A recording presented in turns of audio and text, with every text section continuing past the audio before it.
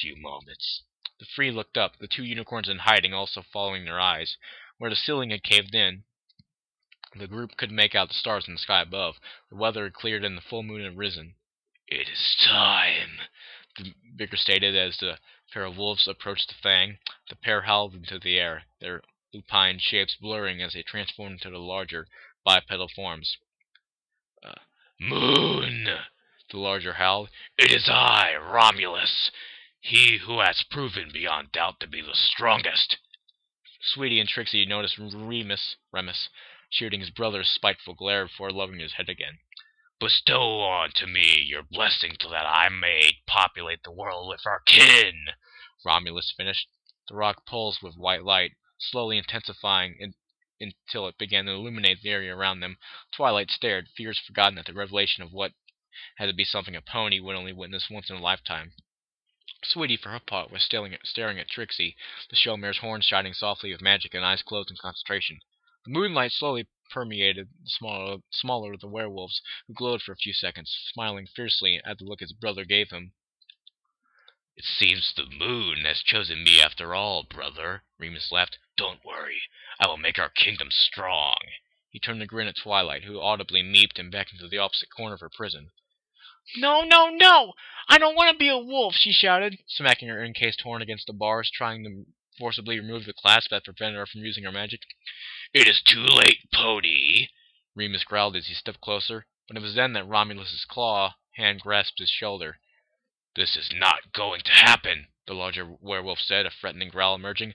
"I am the alpha here. I shall be the one to turn, and we will begin the kingdom of the wolf anew." Remus stepped away, shrugging his brother's paw off.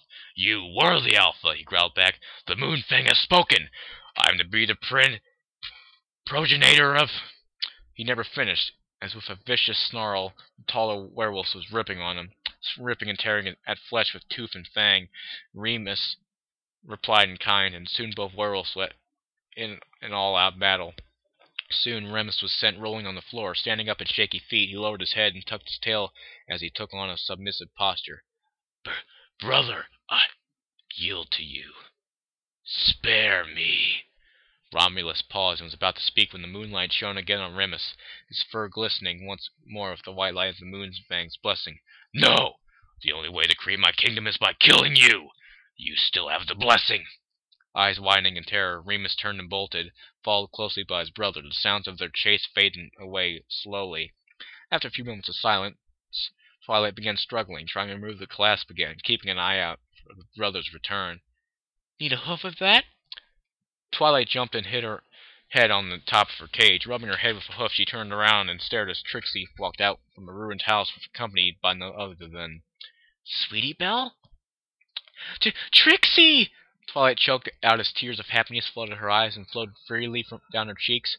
Both mares pressed against each other as the cage's gate, nuzzling each other. A lightly blushing Sweetie Belle looked away, her eyes falling on the moon fang as something caught her eye. As Trixie magicked the clasp from Twilight's horn and unlocked the door, Sweetie made her way to the statue. Something had caught the moonlight, she thought. Or maybe she had seen a faint purple glow from amongst the rock piled onto it. "Sweetie, we need to go before the Remus or Romulus return." "Wait!" Sweetie shook her head. There's something here!" A horn lit the rocks with a white aura, and she heard Twilight's gasp in surprise as she slowly levitated a few of the stones out of the way to reveal a small crystal shard. "That's—" Her eyes teared up. She would recognize this anywhere. It's a piece of Twilight. Her Twilight. The crystal almost seemed to pulsate with the familiar feel of the purple unicorn's magic. Trixie and Twilight stepped up to her, admiring the purple crystal as it spun and pulsed with magic. "What is that?" Twilight asked softly, sensing that the filly was about to break up crying. Trixie studied the crystal, eyes widening as she looked from it to Twilight and back to the crystal. "It's—" Her throat felt dry. "Is that what I think it is, Sweetie?" The filly nodded, letting it fall into her hooves before clutching it tight to her chest. "It's my Twilight." "Your Twilight?" Purple Unicorn asked, confused. "What do you mean, Sweetie, and what are the two of you doing here in the first place?" "There's no time for that," Trixie said. "We'll tell you once we're safe. We need to get out of here before—" "Too late for that, little ponies," Romulus said, walking to their side. He dropped the carcass of his dead brother and smiled, his muzzle dripping blood. My brother is no more. I will capture the three of you and receive the blessing of the Moonfang. I will turn you all, and together we shall lead our new kingdom to glory. The werewolf pounced, but before he even made it halfway through his jump, he was frozen in place by a mix of blue and purple auras. Horns flaring and anger shining in their eyes, Trixie and Twilight held the wolf aloft for a moment before hurling him across the cavern. Twilight's horn took on a broader shade as the Moonfang was levitated into the air and thrown on top of the wolf. "Do you think you can teleport us all out?" Trixie asked Twilight. "I think so." "Good." The Showmare turned her attention to the distant cave entrance. With a blast of magic, she collapsed part of the cave wall there before levitating pieces of the destroyed building and piling them on top of each other until the whole entrance was covered. "Quick! Before he comes back!" Twilight nodded, and, after placing her forelegs around Sweetie and Trixie, closed her eyes in concentration, horn flaring into life. Sweetie let out an audible gasp as Romulus emerged from the shadows, leaping at them with all of his strength and speed, snarling and with bloodlust in his eyes. The massive werewolf smashed against the ancient center column, the force of the impact sending cracks splintering up and down its length. The werewolf looked up in fear and confusion as the support column split in half and the whole cavern began to groan and shake. Very long. Reappearing outside of the entrance to the ruins with a burst of purple magic, the three unicorns turned and watched in morbid fascination as the cavern collapsed in on itself, burying its contents under tons of rock and earth. For a few moments, the mares thought they could hear enraged howls coming from within, but as the dust settled, all was silent. Trixie and Twilight looked at each other for a moment, for the purple unicorn grabbed her lover by the neck and shared a very passionate kiss with her. After almost a minute, she let go of the dazed blue unicorn, who had to sit down. "Now," Twilight said, "I believe you two have some explaining to do." "How about you tell us what you are looking for here?" Trixie said, leveling a look at Twilight. "You might want us to explain, but we are the ones that had to come here to save you." Twilight blushed, looking anywhere but at Trixie. She coughed. "Well, what do you know of the Moonfang?" Trixie raised an eyebrow. "Sweetie here told me that it was a symbol of Her eyes widened. "Are you suggesting that—" "I came here to see if we could, maybe, use it today." Twilight lowered her head as she spoke until she looked almost as small as Sweetie. "To, have a foal? Oh, God." Trixie opened her mouth as if to say something, but found that she didn't have the words to describe the sudden warmth within her. "Damn it, will you end? I love this, but God, you're so long." And although they had used the Moonfang to increase the growth of their produce, they did so fully knowing that removing the magical statue from the ruins would allow Remus and Romulus to escape and attack innocent ponies. The wall around Marephage is a clear sign of their premeditation. They knew full what they were getting into. Twilight paused for a moment before continuing her dictation. "However, since both werewolves perished, the statue has lost all of its power, and there is nothing more than a decoration now. Thankfully, no pony was hurt. The mayor of Mayphage needs to be made responsible for his decision to endanger so many innocent ponies. Your faithful student, Twilight Sparkle." Twilight took a long breath and released it. "Okay, Spike, send it." The baby dragon rolled up the scroll, and in a breath of green fire it was gone. "Well, it sounds like that was some adventure you three had." Twilight nodded. "I agree, but I still need an explanation as to why Sweetie was there, and who taught her magic." The purple unicorn gasped, groaned in frustration. "If Sweetie hadn't been so adamant on getting to Ponyville first." Spike blinked. "But Twilight, she's your apprentice. You taught her magic." The purple unicorn's eyes widened. "No, I didn't." They both turned to look at the filly. Sweetie Belle, standing next to Trixie, cringed. "I guess I need to explain a couple of things now, don't I?" "It's just about time, Sweetie Belle." The Showmare nodded with an encouraging smile. "Well," the filly unicorn hesitated, I'd like Scootaloo, Applebloom, and Rarity to be here too, if you don't mind, Twilight." The unicorn blinked and nodded. "Spike? On it, Twilight," he said, running out of the library. It wasn't long before Rarity walked in, followed by the remaining members of the Cutie Mark Crusaders, both of whom refused to look at Sweetie Belle. Rarity sighed but gave her sister an encouraging smile as the group sat down around the filly. I don't know where to start," Sweetie said, turning to look at the blue unicorn. "Perhaps I should," Trixie offered, looking at each pony in the room in turn before she began. "Last year, while I was traveling through the lands of the rhinos," as Trixie began to tell her captivated audience about the dream-like state that allowed the rhinos to visit other dimensions, Sweetie sighed and looked down at the purple crystals she held in her hooves. It glittered with so many memories. She felt suddenly nostalgic and very alone, despite being with family and friends, or rather, versions of them. Little Philly Unicorn became aware of a sudden silence, and glancing up, she noticed that Trixie was looking expectantly to her. Applebloom and Scootaloo were now also looking her way, confused as to what Trixie's story had to do with anything, while Twilight and Rarity had slightly distant looks in their eyes as they looked at her as they connected the dots. The filly sighed. She took a deep breath and looked at each pony in the eye. For the last few weeks I had been learning magic as Twilight's apprentice. But Applebloom started, only to be shushed by Twilight, who was looking at the small unicorn intently. At first I wanted to play with Applebloom and Scootaloo all summer, but then Scootaloo went with Dash to a competition, and Applebloom went with Appaloosa. Applebloom went with Applejack to Appaloosa. The group became very quiet as Sweetie described to them what it had been like living with Twilight while Rarity was away on a business trip, about how she had slowly warmed up to the purple unicorn and started really learning magic, how she levitated her first stone, how she had accidentally turned Twilight's mane pink while learning prestidigitation. She told them about Trixie dragging Romulus and Remus into Ponyville, how she'd almost been killed, and of Twilight's decision to teach her the shield spell. In halting sentences, she talked about the day that the library received the packages from Camelot, how she came to the library, and if she paused for a moment to wipe away the tears.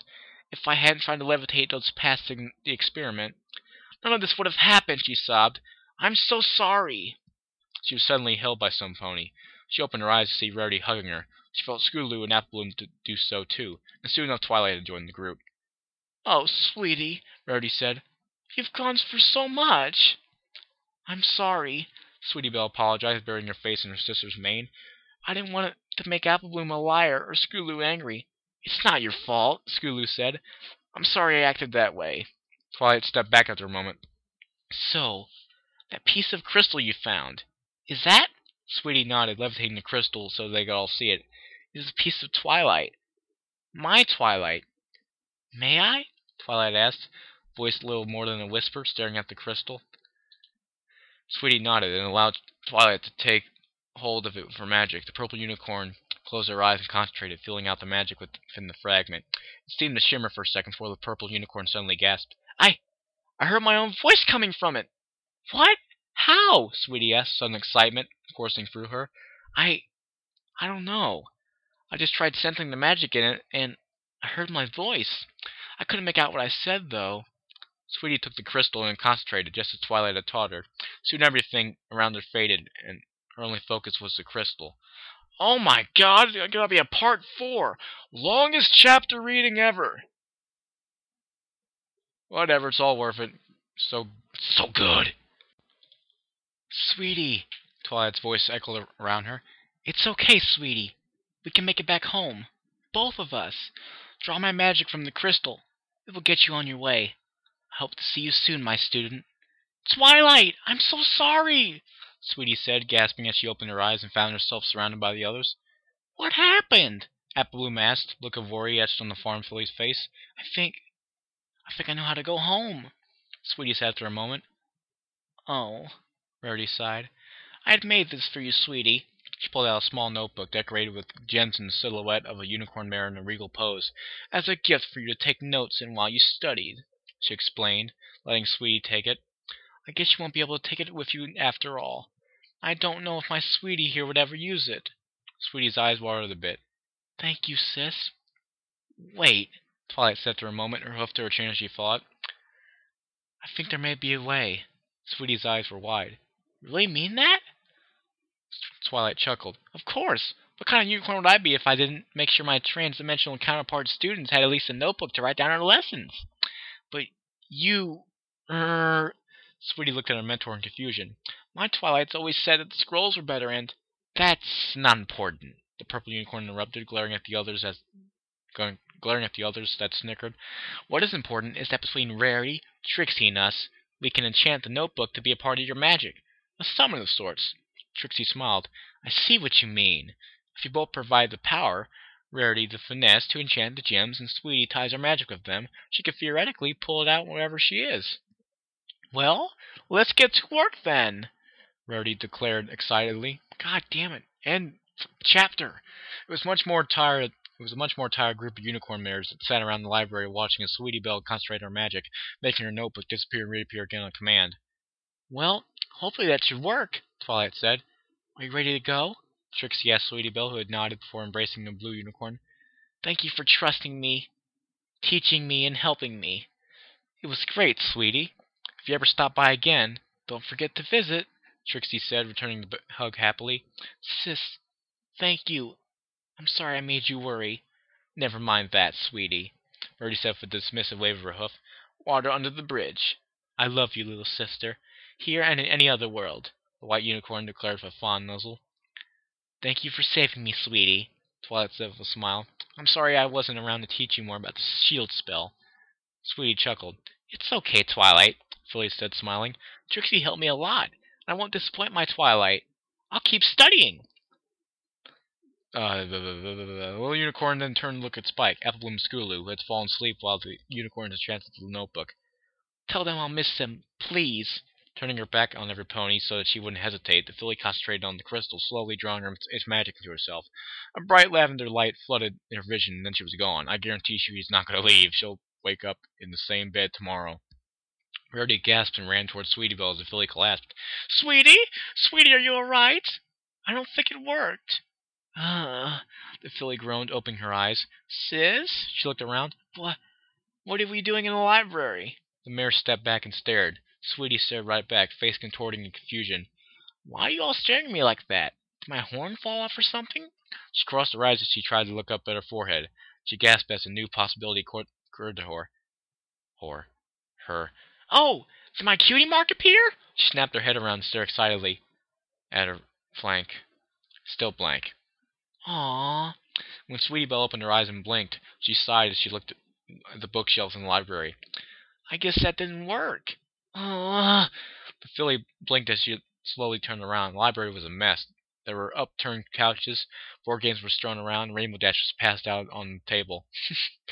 Sweetie could hear Pinkie Pie snoring noisily, but the filly could only see the pink earth pony's flank sticking out of the kitchen door. Fluttershy was giggling in her sleep, kicking out of her legs sporadically as she dreamed, hoofs barely missing the unknown white female Pegasus sleeping beside her. Applejack and Rarity were lying on the couch, almost completely passed out. She could barely make out Spike's body beneath the lamp cover he had on his head. The strangest thing, however, was the swirling magical portal placed where one of the bookshelves was supposed to be. The sound of footsteps coming from upstairs made the filly look up in no time to see Twilight emerge from her room. The two unicorns, Filly and Mare, stared at each other. Twilight, Sweetie stared. Why are you wearing that belly dancer outfit? The purple unicorn fell silent for a few seconds, blinking as if she was imagining things. Do I know you? What? This just keeps taking different turns, man. Twilight, a sultry voice called out, making both unicorns look towards the magical portal. Sweetie couldn't decide whether to scream or run away, the filly's body freezing up as Nightmare Moon stepped happily out of it. You're late for work, my assistant. What the fuck? Sorry, Twilight replied nervously, visibly daunted by the dark alicorn. Sweetie settled on screaming, not settled on mindfuck.